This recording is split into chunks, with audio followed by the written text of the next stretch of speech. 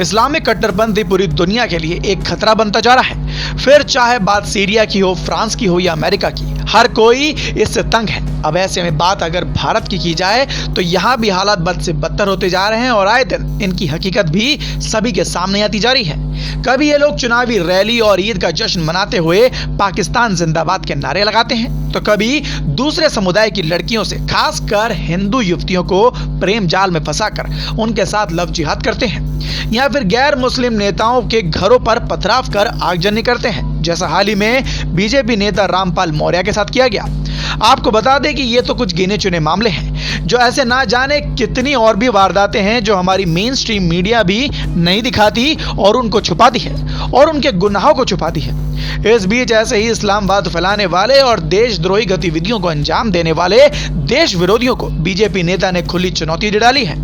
आइए अब आपको बताते हैं कि हमारे बीजेपी नेता ने क्या कुछ कहा। दरअसल हमेशा से ही अपने बेबाक बयानों के लिए सुर्खियों में रहने वाले उत्तर प्रदेश के बलिया जनपद के बैरिया से बीजेपी विधायक सुरेंद्र सिंह का एक और विवादित बयान सामने आया है। विधायक सुरेंद्र सिंह ने भारतीय मुसलमानों को देशभक्ति इजराइल के लोगों से सीखने की नसीहत दी है।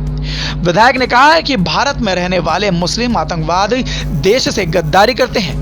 उनसे अच्छा तो कुत्ता है जो अपने मालिक के प्रति वफादारी दिखाते हुए जिसका खाता है उसके सामने ही अपनी पूंछ हिलाता है। जी हाँ, बीजेपी विधायक सुरेंद्र सिंह ने इजराइल फिलिस्तीन संघर्ष पर बोलते हुए कहा कि इजराइल के लोगों की देशभक्ति को वो सलाम करते हैं। बीजेपी विधायक ने साथ ही ये भी कहा कि भारत के लोगों को इजराइल की जनता से सीख लेनी चाहिए। सुरेंद्र सिंह ने यह भी कहा कि भारत के मुस्लिम परस्त लोगों से तो कुत्ते बेहतर हैं, जो जिसका खाता है और उसी का सामने पूंछ हिलाता है। लेकिन वहीं भारत की धरती पर रहने और देश का खाने वाले मुस्लिम परस्त और आतंकवादी कुत्ते से भी कहीं गए गुजरे हैं, जिनमें ना तो वफादारी है। आपको बता दें कि सुरेंद्र सिंह बैरिया बीजेपी विधायक हैं और वो अपने बयानों को लेकर हमेशा चर्चा में बने रहते हैं। इसी के साथ आपको बता दें कि बीजेपी विधायक ने विपक्ष पर भी जमकर निशाना साधा। उन्होंने कहा कि परमात्मा ने इन्हें किस तरह की बुद्धि दी है। परमात्मा ने इन्हें सद्बुद्धि दे ताकि ये विपक्ष की भूमिका का निर्वहन कर सके। उन्होंने कहा कि अगर प्रधानमंत्री हवन भी करेंगे तो विपक्ष को दुर्गंध आएगी। कि जहां पर देश के स्वाभिमान की रक्षा करने के लिए जहां बच्चा बच्चा देशभक्ति का प्रदर्शन कर रहा है, इतना सुंदर राष्ट्रभक्ति का उदाहरण दुनिया में देखने को मिलने वाला नहीं है। मेरा इजराइल की करोड़ों जनता को, बाल वृद्ध बच्चा सबको उनके राष्ट्रभक्ति की इस नीयत को सलाम करता हूं और भारत के लोगों से भी कहता हूं कि यदि किसी को सीखना है तो इजराइल की जनता से सीखे। आज तो भारत की धरती पर, भारत की भूमि पर कुत्ता भी यदि रोटी खाता है तो कम से कम कुछ दिन के लिए पूछ हिलाता है। और भारत की धरती पर खाने पीने वाले मुस्लिम परस्त लोग और मुस्लिम आतंकवादी भारत की धरती पर खाने वाले लोग इंसान होकर के भारत से गद्दारी करते हैं। तो उनकी तुलना में तो कुत्ता अच्छा है जो कम से कम किसी अपने मालिक का रोटी खाता है तो पूछ हिलाता है।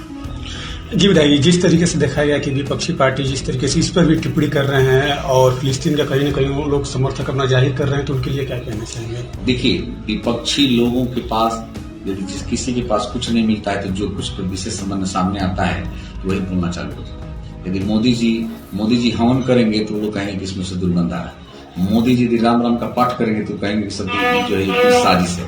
मोदी जी किसी किसानों को निधि बांटेंगे तो कहेंगे कि रहस्य है।